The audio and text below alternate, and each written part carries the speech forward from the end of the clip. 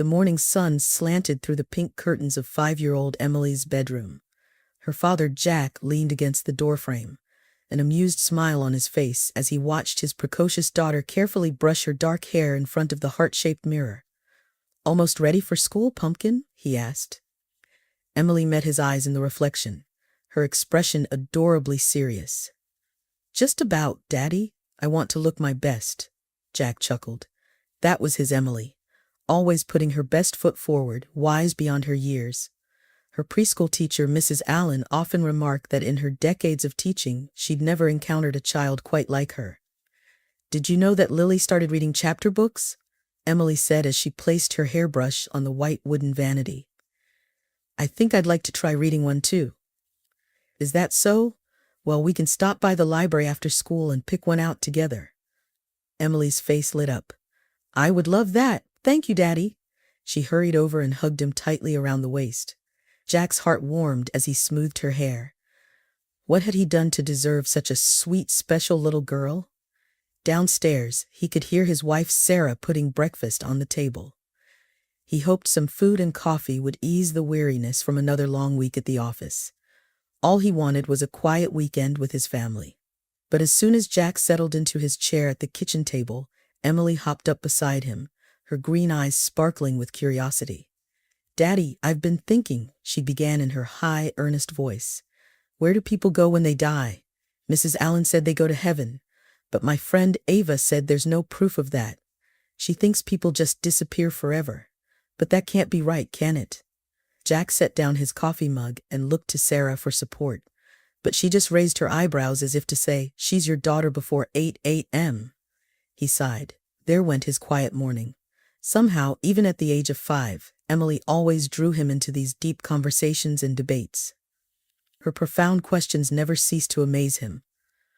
"Well, Pumpkin, I think," he began, choosing his words carefully. As he attempted to explain the nuances of life after death in terms a kindergartner could understand, he caught Sarah looking at Emily with a mix of marvel and concern. Later, as he rinsed the breakfast dishes, Sarah came up beside him and lowered her voice. "Don't you think it's a little strange, the way Emily thinks and talks?" she asked. "I mean, what normal 5-year-old contemplates the afterlife?" "She's not a normal 5-year-old, Jack replied with a hint of pride. "She's exceptional. I know, but sometimes I worry. Is it healthy for her to be so serious all the time, so ahead of her peers?" Jack put an arm around his wife's shoulders. "I think Emily is exactly who she's meant to be. Let's nurture that. She'll be fine." Sarah rested, her head against his chest. "I hope you're right." A few minutes later, Emily skipped into the kitchen with her purple backpack. "I'm ready." "All right, Pumpkin, let's get you to school." Jack grabbed his keys, gave Sarah a quick kiss, and headed out to the car with his daughter. As he navigated the morning traffic, his mind wandered to the strange distance he'd sensed from Sarah lately. She seemed on edge, almost scared, and avoided his eyes as if she were hiding something. It was so unlike her. They'd always been open books with each other, ever since they started dating in college. It stirred up unsettling memories of his parents and their deeply dysfunctional marriage. The fights, the icy silences, the constant tension simmering beneath the surface. In the end, his father's abuse and his mother's unhappiness had torn the family apart. The last thing Jack wanted was to repeat their mistakes. He shook off the uneasy feeling as he pulled up to the Sunshine Daycare Center. Emily was already unbuckling herself, eager to start the day. "Bye, Daddy, love you." She hopped out and started to skip away. "Wait, Emily," Jack called. She turned, pigtails swishing. "Yes? Be good today, okay? No more trying to make things fair by pushing other kids around?" Emily frowned, looking uncannily like her mother when presented with an unpleasant truth. "But Daddy, it's not fair that Danny hit Ava yesterday. I'm going to give him a piece of my mind." "Whoa there, Punisher," Jack chuckled. "Let Mrs. Allen handle Danny, okay? You're not the playground police." "Fine," Emily sighed. "I'll be good. But if he does it again, then you tell a teacher. No vigilante justice, little miss. Capice?" "Capice," she grumbled. Mrs. Allen, a plump woman with kind eyes, approached them with a smile. "Good morning, Emily, Mr. Spencer. Planning to take on the world again today, are we?" "Always, Mrs. Allen," Emily replied cheerfully. Then she glanced back at her father. Don't worry, Daddy. I'll be nice, even to Danny. Jack and Mrs. Allen shared an amused, exasperated look as Emily marched determinedly through the colorful doors. She sure is something, Mrs. Allen said. Feisty little girl you've got there. That she is, Jack agreed, but hopefully not too feisty. Let me know if she stirs up any more trouble. Will do. Have a good day, Mr. Spencer. Jack waved goodbye, wondering what his elusive little avenger would get up to today. If one thing was certain with Emily, it was that nothing was ever boring. Give it back. The piercing shriek jolted Mrs. Allen from her reverie. She looked up from the attendance sheet to see Emily grappling with Danny over a blue truck in the middle of the playroom. The little boy's face was red as he tried to wrench the toy from Emily's grasp. Emily, Danny, what's going on here? Mrs. Allen demanded, hurrying over to the feuding children. Danny hit Ava with this truck yesterday and now he's trying to do it again, Emily said angrily. I'm stopping him. Nuh-uh, Danny protested. I wasn't gonna hit her. Ava, tell her. Ava, who had been coloring quietly in the corner, looked up with an anxious expression. I don't want to get involved. Mrs. Allen held up her hands. All right, enough. Emily, we talked about this. It's not your job to police the other children. And Danny, we keep our hands to ourselves, remember? If you can't play nicely with the truck, you won't play with it at all. But Mrs. Allen, Emily began. No buts, the teacher said firmly. She reached for the toy. Now give me the truck. You two need a break from each other. Emily, why don't you go read a book? And Danny? But as she spoke, Danny suddenly lashed out, smacking Emily's hand with the truck in a final effort to gain possession. Emily recoiled with a yelp, inadvertently knocking the truck into her own face. Instantly, blood began to trickle from her nose. Oh my goodness, Emily, are you okay? Mrs. Allen grabbed some tissues and rushed to stem the bleeding, glaring at a now guilty-looking Danny. Daniel Mitchell, that was completely unacceptable.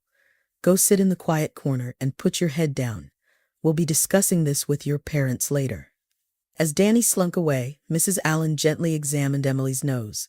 The little girl was clearly fighting back tears, her bottom lip trembling. Is it broken? Emily asked in a wobbly voice. Am I going to look ugly now? Oh, sweetie, no, Mrs. Allen soothed. It's not broken, just a little banged up. You could never look ugly. But let's go see the nurse and get you cleaned up, okay? Emily nodded miserably and allowed herself to be led out of the chaotic playroom. Mrs. Allen's heart ached for her. For all her toughness and bravado, Emily was still just a little girl who wanted to be liked and accepted. In the narrow hallway, they nearly collided with an unfamiliar young woman in bright scrubs. Oh, excuse me, the woman said with a startled smile. She had a sweet, pretty face framed by chin-length blonde hair. I don't think we've met. I'm Veronica, the new nurse. I'm Diane Allen, Mrs. Allen replied. Wonderful to have you here, Veronica. I was just bringing Emily to your office, actually. She had a little scuffle and bumped her nose. Veronica crouched down to Emily's level, her blue eyes warm with concern. Oh no, well let's get you fixed up, okay, honey? I've got Paw Patrol Band-Aids with your name on them. But Emily was staring at Veronica with a strange intensity, her injury momentarily forgotten. I know you, she said slowly. Veronica blinked. You do? I'm sorry, sweetie, I don't think we've met before. Yes, we have, Emily insisted. My daddy has your picture. Mrs. Allen and Veronica exchanged a confused look. Emily, I really don't think, Mrs. Allen began, but Emily cut her off. In his wallet. He looks at it when he thinks I'm not paying attention. But it's you. I'm sure of it. An uncomfortable silence descended. Mrs. Allen cleared her throat awkwardly. I'm sure there's some misunderstanding, she said with a forced laugh. Now let's get you to the nurse's office and put some ice on that nose, Emily allowed herself to be ushered away, but she kept glancing back at an unsettled-looking Veronica until they rounded the corner. Mrs. Allen felt a strange unease as she replayed the odd interaction in her mind. What could Emily possibly have meant? Surely it was just the wild imagination of a child. But then why had she seemed so certain?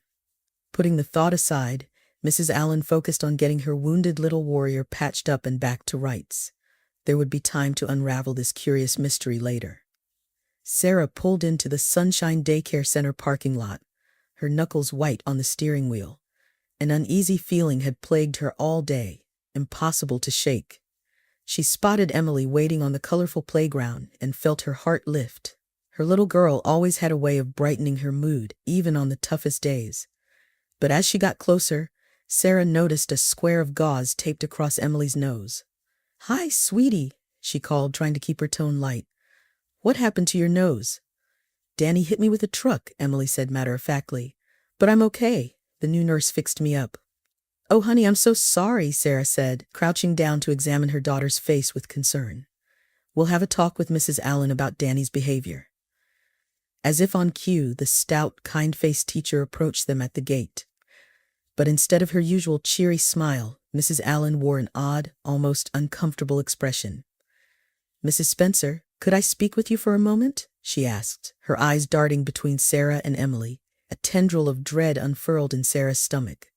"Of course. Emily, why don't you go play on the swings for a minute?" She waited until her daughter was out of earshot before turning to Mrs. Allen with forced calm. "Is everything okay? Besides Emily's injury, I mean." Mrs. Allen hesitated. "Yes, well, Emily said something a bit strange earlier when I was taking her to the nurse. She claimed that her father has a picture of our new nurse, Veronica, in his wallet, that he looks at it when he thinks Emily isn't watching." Sarah stared at her.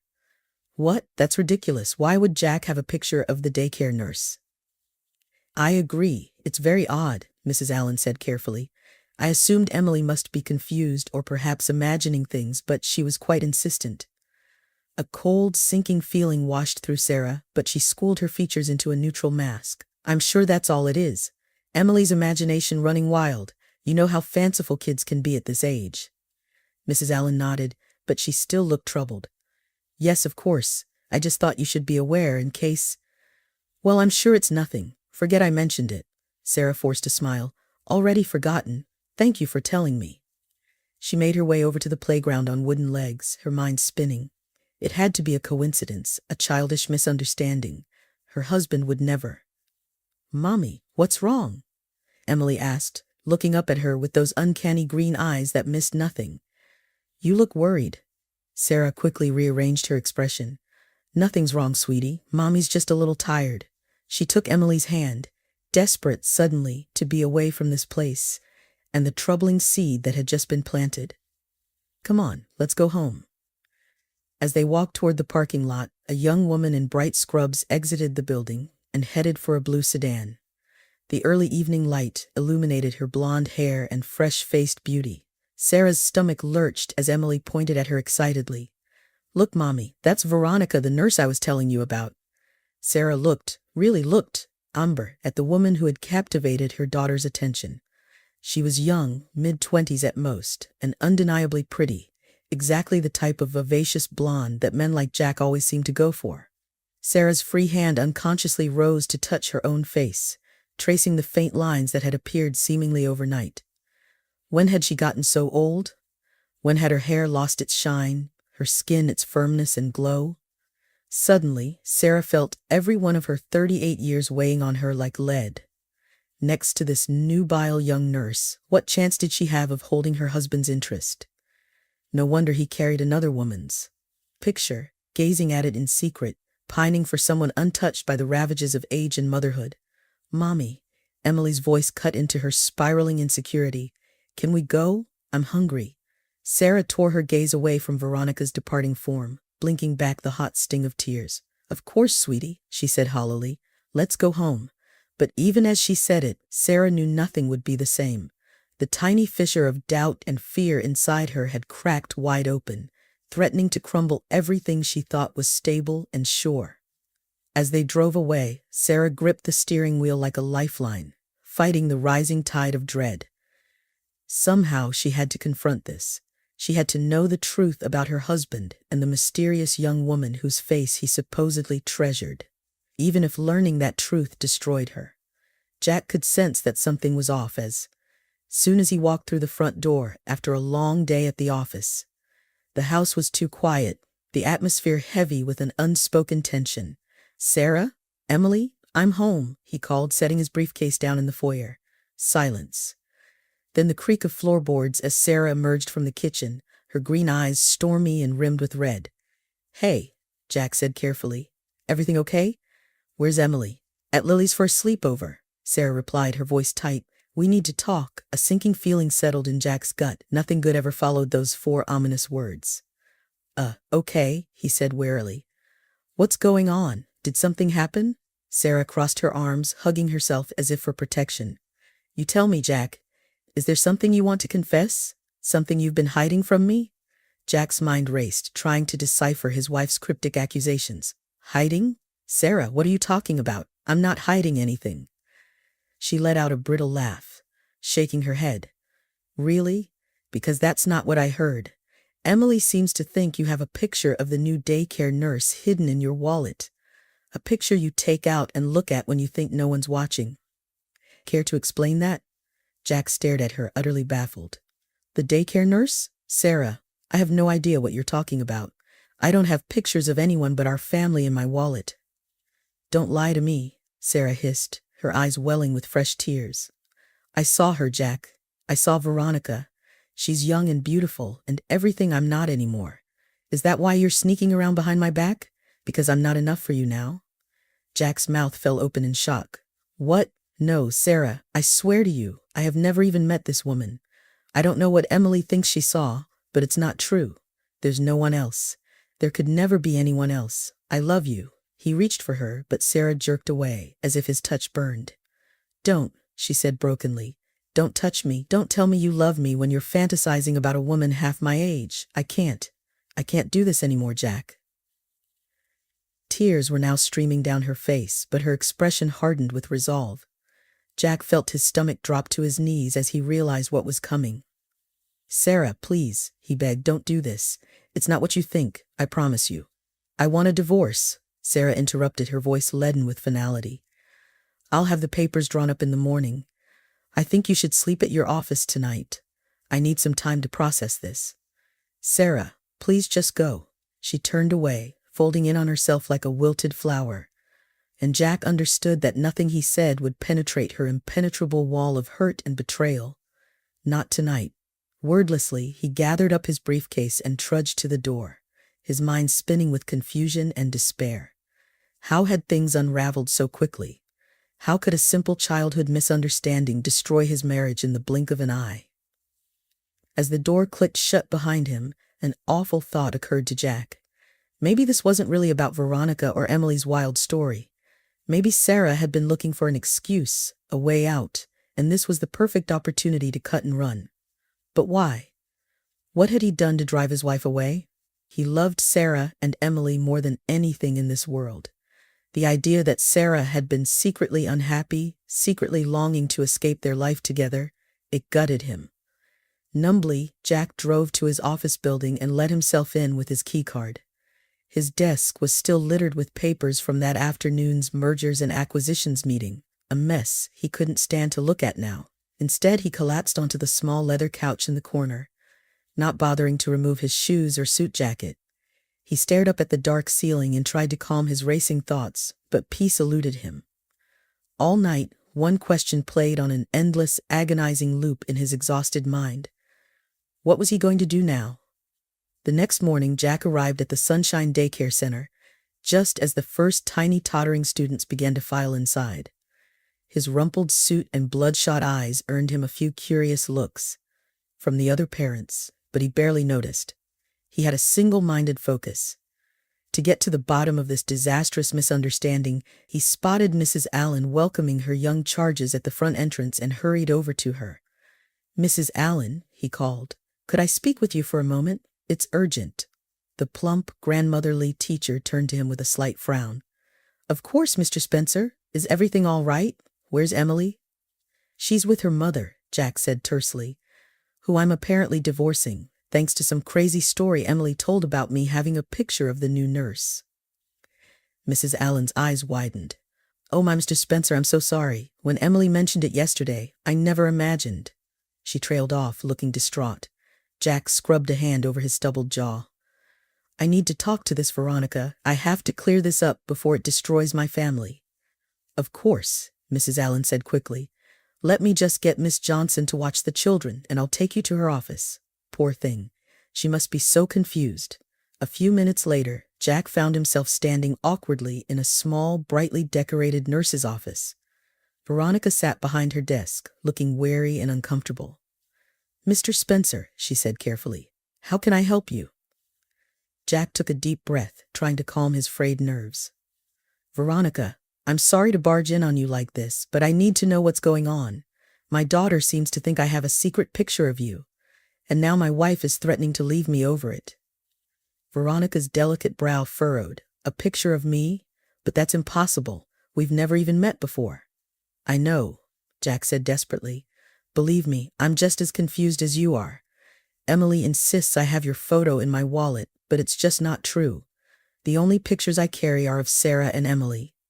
He reached into his back pocket and produced his weathered leather billfold. Veronica watched warily as he flipped it open and carefully extracted a small yellowed photograph from behind Emily's most recent school portrait. "This is the only other photo in here," Jack said, holding it out to her. "It's my mother. She passed away when I was a teenager." Veronica reached out to take the fragile photo, and as her eyes fell on the woman's face, she let out a sharp gasp. "Oh my God," she whispered. That's my mother. But how?" Jack's head snapped up, his heart pounding. "What?" Veronica met his shocked gaze, her blue eyes huge with astonishment. "This is my mother, Victoria. But she died before I was born. My father always said I looked just like her." Understanding slammed into Jack like a freight train. "Your mother's name was Victoria? And your father?" "Richard," Veronica said softly. "Richard O'Connell."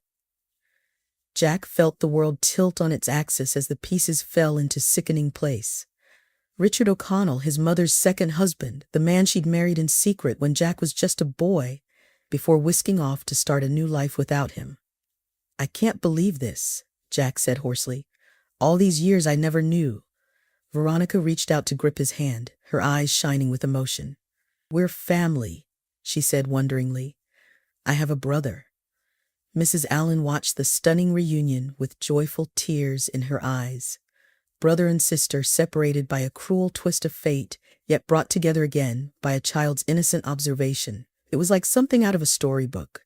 Jack knew he should be reeling from this life-altering revelation, but in that moment all he could think about was Sarah. He needed to go to her immediately to explain everything and beg her forgiveness. He couldn't lose his wife, not when they'd already lost so much precious time to secrets and misunderstandings. He squeezed Veronica's hand, then released it and stood up. "I'm so sorry, but I have to go. I have to talk to Sarah before this goes any further, but I want to know everything about you, about our family. Can we meet later tonight?"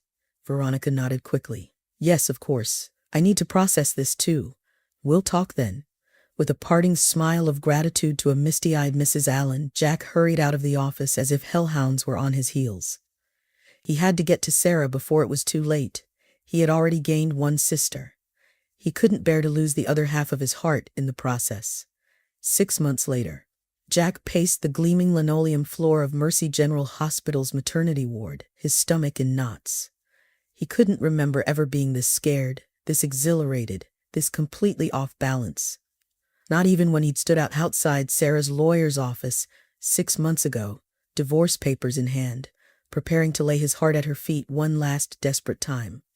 He still marveled at the fact that she had chosen him, chosen their family, even after everything they'd been through.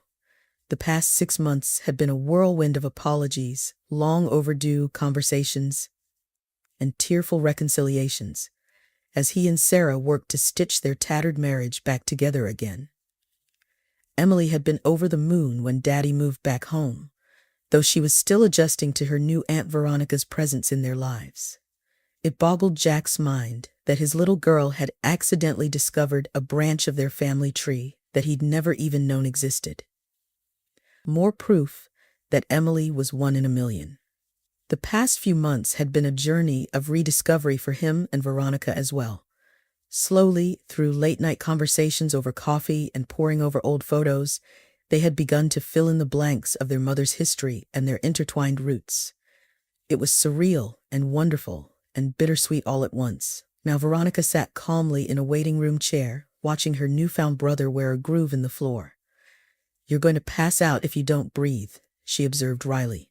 "I promise. Sarah's in good hands. Women have babies every day." I know that, Jack muttered. Doesn't make it any less terrifying. I thought I'd be an old pro at this the second time around, but I think I'm more worked up now than when Emily was born. Veronica raised an eyebrow. Probably because now you know exactly what to expect. The freaky Twilight Zone birth canal, the stitches that... Please stop, Jack groaned. I'm already fighting the urge to bust in there and yank my wife out before the spawn of Satan rips her to shreds.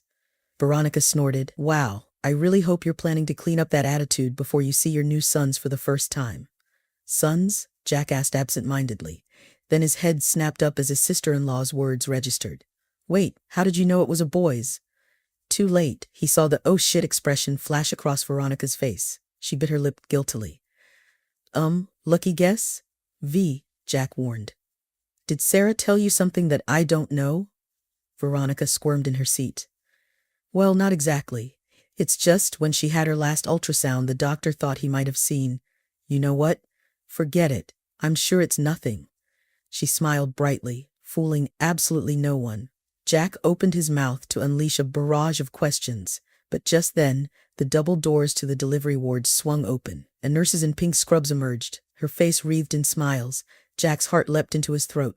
This was it, the moment of truth. Mr. Spencer? The nurse called. That's me, Jack croaked, raising a shaky hand. Is my wife? Your wife is doing splendidly, the nurse assured him. Congratulations, Dad, you have 2 healthy baby boys. The world seemed to tilt and spin around him. Jack gripped the back of a chair, certain he had misheard. 2, he whispered. Did you say? The nurse grinned. That's right, twins. They're a little small, but that's to be expected. You can come back and see them now. Jack turned to Veronica, his eyes huge with shock. She jumped up and threw her arms around him, laughing with delight. Oh my God, Jack, did you hear that? Twins! And boys, just like I accidentally ruined the surprise about 30 seconds ago. Jack hugged her back reflexively, his mind whirling. Twins. 2 boys. He was a father of 3 now. How had this happened? Dimly, he registered Veronica pulling back and giving him a little shove toward the delivery ward doors. Go, she urged, her eyes misty. Go kiss your incredible wife and meet your sons. Jack nodded dumbly, still reeling as he followed the beaming nurse through the swinging doors. The bright lights and antiseptic smell barely registered as he walked down the hallway in a daze. In what felt like seconds in a lifetime, he was standing outside room 2187, staring at the small placard that read Sarah Spencer in neat black letters. His heart felt like it might pound right out of his chest. Slowly, he pushed open the door and stepped inside the dimly lit room. And there was Sarah, looking exhausted and radiant as she cradled 2 impossibly tiny blanket-wrapped bundles close to her chest. She looked up and met his shell-shocked gaze, a beatific smile on her face. Hey, Dad, she whispered. Come meet your boys. Drawn forward as if by a magnet, Jack approached the bed and sank down on the mattress beside his wife. Up close, he could see the downy heads and scrunched pink faces of his newborn sons as they nestled against Sarah's breast. Oh my God, he breathed. Sarah, they're incredible. You're incredible. I can't believe you did this. Carefully, he reached out to stroke a feather-light finger across one tiny brow. A pair of hazy blue eyes fluttered open at his touch, unfocused but achingly perfect. I know we only picked out 1 name, Sarah murmured, since someone wanted to be surprised. In my defense, I was only expecting 1 surprise, Jack joked weakly. He couldn't seem to tear his eyes away from the miniature miracles in Sarah's arms. Well, now we need to come up with another one. I was thinking William after your grandpa, and maybe Noah, since he came to us like his biblical namesake, on a wave we never saw coming. William and Noah, Jack whispered in wonder. Those are great names, perfect names. God, I love you so much. Thank you for this, for not giving up on us. Tears welled in his eyes as he leaned in to kiss Sarah softly. She tasted like sweat and salt and the promise of a new beginning. When they parted, Sarah smiled up at him tremulously. Thank you for fighting for me, for our family. I'm just so sorry Jack cut her off with another gentle kiss. No more sorries, he murmured against her lips. We're done with that now. The past is in the past. Right now, I just want to enjoy the present and the 2 unbelievable gifts you gave me today. He gazed down in awe at William and Noah, marveling at the way they fit so perfectly in the circle of Sarah's arms. He thought his heart might burst from the sheer force of love and joy and protectiveness that swelled within his chest. Just then a soft knock sounded at the door. It opened a crack, and Veronica's beaming face appeared. "Can Auntie Vi come in and get some baby snuggles?" she stage whispered. "And there's a very excited big sister out here, too." Jack shot Sarah a questioning look, and she nodded, smiling. "Let them in. It's time for this family to be together." The door burst open, and Emily rocketed into the room, all excited squeals and wild pigtails. She scrambled onto the foot of the bed and gazed raptly at her new brothers while Veronica perched beside her. "They look like raisins," Emily announced gleefully. Jack snorted, while Sarah giggled and made the obligatory noises about them being the most beautiful raisins ever. Jack sat back and drank in the sight of the people he loved most in this world, his heart so full it felt like it might shatter from the strain of holding so much happiness. His eyes met Sarah's over their children's heads, and he saw his own incandescent wonder and gratitude reflected back at him. After all the struggles and heartache and misunderstandings, they had made it here, together. As an unexpected upwelling of emotion clogged his throat, Jack finally allowed the tears to slip free. They were tears of disbelieving joy, of soul-deep thankfulness for the miraculous detours life had thrown his way. To think, it had all started with one little girl's uncanny observation, a seemingly innocent mistake that had snowballed into the most devastating challenge of his life, only to lead him to the greatest gifts he could have ever imagined. The universe worked in mysterious ways. But sitting there in that hospital room, surrounded by the laughter and chaos of his pieced-together family, Jack knew one thing for certain. He wouldn't change a damn thing, not for all the lost pictures in the world.